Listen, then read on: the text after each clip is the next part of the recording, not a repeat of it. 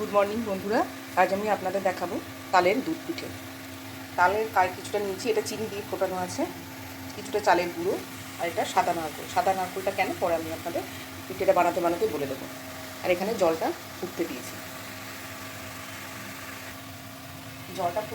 জলটার মধ্যে আমি একটু নুন দিয়ে দিয়েছিলাম। নুনটা আপনারা আপনাদের স্বাদ মতো দেবেন, কিন্তু দিতে হবে, নাহলে ভালো লাগবে না। আর এটাতে আমি এই যে 1 বাটি চালের গুঁড়ো নিয়েছি, এই 1 বাটি জলই দিয়েছিলাম।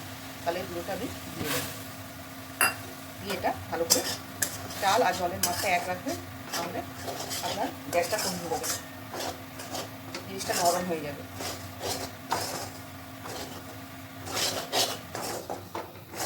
যদি পরে আপনার মনে হয় যে কোনো জল কম হয়েছে, তখন সেক্ষেত্রে একটু ঠান্ডা জল মিশিয়ে দেবেন, কোনো অসুবিধা নেই। গ্যাসটা আমি অফ করে দেবো, এটা একটু ঠান্ডা দিয়ে রেখে দেবো রেস্টে। তারপর ঠান্ডা হলে ওটা ভালো করে, যেরকম করে আমরা আটা মাখি সেরকম করে মেখে নেব।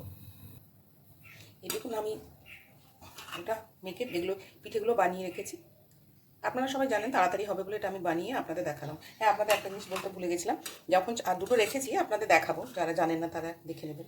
এই যে গোল গোল করে নেবেন, এই রকম, দেখেছেন কতটা নরম হয়েছে জিনিসটা। মেখে নিয়ে যখন মাখবেন ওটা ঠান্ডা হওয়ার পর চালের গুঁড়োটা, তখন একটু ওর মধ্যে তালের কাই দিয়ে দেবেন, তাতে দেখুন কালারটাও ভালো হবে, টেস্টটাও।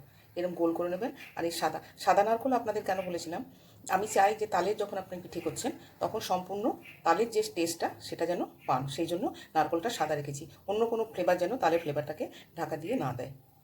এই দেখুন, আপনারা চাইলে বিভিন্ন রকম শেপ করতেই পারেন। এই রকম আরেকটা আছে, দেখিয়ে দিচ্ছি। এর মধ্যে আমি দুধটা বসিয়ে দিয়েছি, খুব তাড়াতাড়ি হয়ে যায়, জিনিসটা টেস্টও হয়। শীতকালে তো আপনারা নানা রকম পিঠে বানিয়ে খান, তালের সময় আপনারা এইটা একবার বানিয়ে খেয়ে দেখবেন, খুব ভালো লাগবে।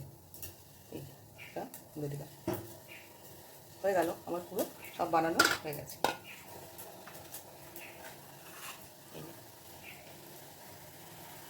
হ্যাঁ, আর আমি আগেও এই কিছুটা দুধ ক্ষীরের মতো করে একটু তাল মিশিয়ে রেখে দিয়েছি। এগুলো সব আগে থেকে আমি রেডি করে নিয়েছি, ওই যে সময় লাগবে সেই জন্য আপনাদের। দুধটা ফুটছে, আমি কিছুটা লাল বাতাসা এর মধ্যে দিয়ে দেবো। মিষ্টিটা আপনারা আপনাদের পছন্দ মতো দেবেন। লাল বাতাসা দিলে কী হবে, তালের কালারের সঙ্গে এটা মিশে যাবে, দেখতে ভালো লাগবে।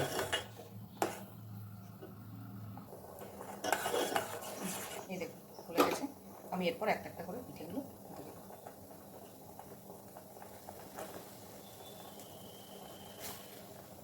খেয়াল রাখবেন যেন ভেঙে না যায়। দেওয়ার পর একটু করে চামচ করে নেড়ে দেবেন,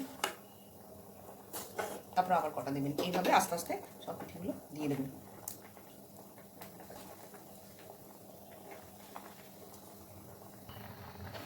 এই দেখুন আমার পিঠেগুলো প্রায় সেদ্ধ হয়ে এসছে। এটা যখন ফুটবে আপনি আরেকটু তাল ছড়িয়ে দেবেন।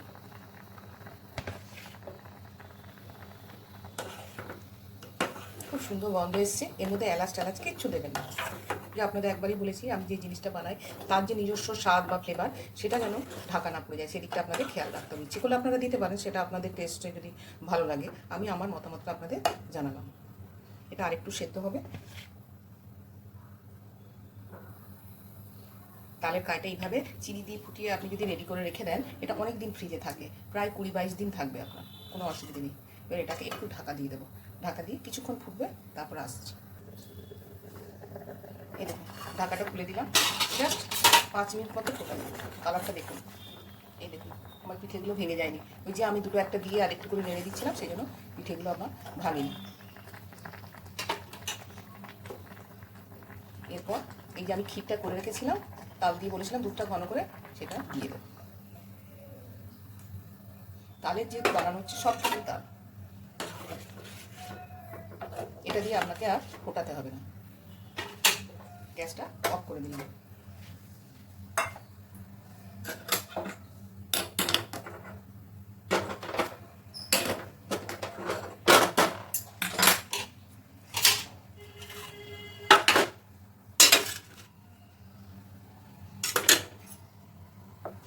তালের পিঠে আমার রেডি।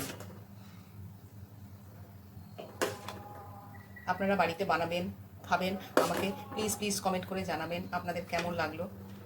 কোনো মতামত থাকলে সেটাও আমার সঙ্গে শেয়ার করবেন।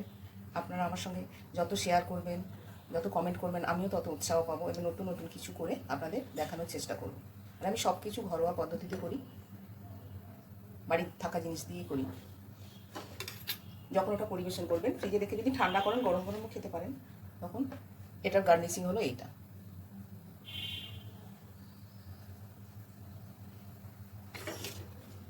এটা এখন গরম আছে, ঠান্ডা হলে খাবে, তাহলে খেয়ে দেখছি আপনাদের। Thank you.